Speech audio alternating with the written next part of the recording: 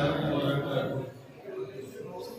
الحمد لله وحده والصلاة والسلام على من لا نبي بعده. الحمد لله ثم الحمد لله. بہت جگہ کے فیڈ بیک آئے ہیں اس سے پہلے بھی اور آج بھی کہ مدرسے والے بھی اب کچھ کام کرنے لگے ہیں اور زمانے کے ساتھ چلنے لگے ہیں.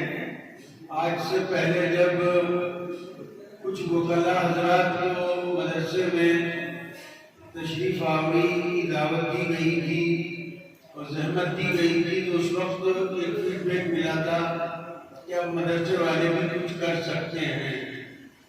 اسی طرح آج کا یہ موضوع کہ اسلام میں حجاب کی اہمیت، میں نے تقریر سنی، الحمدللہ خود کا زمانہ طالب علم بھی یاد آیا، اساتذہ کرام کی شفقتیں، اللہ تعالیٰ جو مرحومین ہیں ان کی قبروں کو نور سے منور فرمائے، درجات بلند فرمائے، اور جو حیات ہیں اللہ تعالیٰ ان کو مزید عافیت اور صحت کے ساتھ زندہ اور آبندہ رکھے.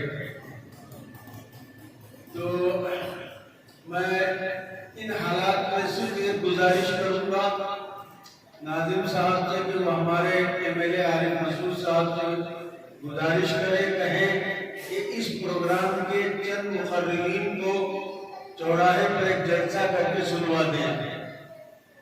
یہ آواز دور تک جائے گی اور ہمارا نظریہ واضح ہوگا کہ مدارس میں کیا سکھایا جا رہا ہے. اسی کے ساتھ اسی تقریر کو مولانا مشکور صاحب اور دیگر اساتذہ کی مدد سے ہندی میں ترجمہ کروایا جائے اور ہندی بھاشا میں اس کا انواد کر کے یہ اہل وطن تک یہ پیغام جائے.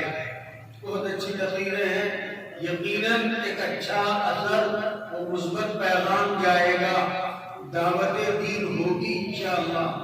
یہ میری گزارش ہے. ساتھ میں مسجد کمیٹی کے حضرات بھی ناظم صاحب کے ساتھ جائیں اور بھائی سے درخواست کریں. یہی میرا پیغام ہے. جو جن طلباء کو انعامات ملیں گے ان کو بہت زیادہ مبارکباد دیتا ہوں، اور اس سے زیادہ ان طلباء کو جو انعام حاصل نہ کر سکے لیکن اسٹیج پر آنا، یہاں کھڑا ہونا اور دو باتیں بولنا.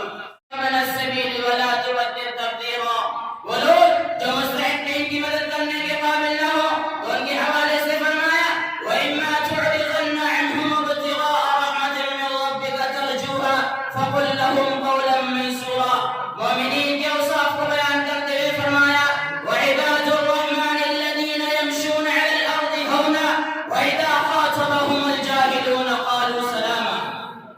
یہ چند آیات قرآنیہ بطور مثال میں نے آپ کے سامنے پیش کی ہے، ورنہ حکمت کی ان باتوں کی مزید تشریح کی گئی ہے. جیسے خدا کے ساتھ کسی کو شریک نہ ٹھہرانا، والدین کے ساتھ مہربانی سے پیش آنا، رشتہ داروں، محتاجوں، مسافروں کی مدد کرنا، کسی کو طعن و تشنیع نہ کرنا، کسی کو ناحق قتل نہ کرنا.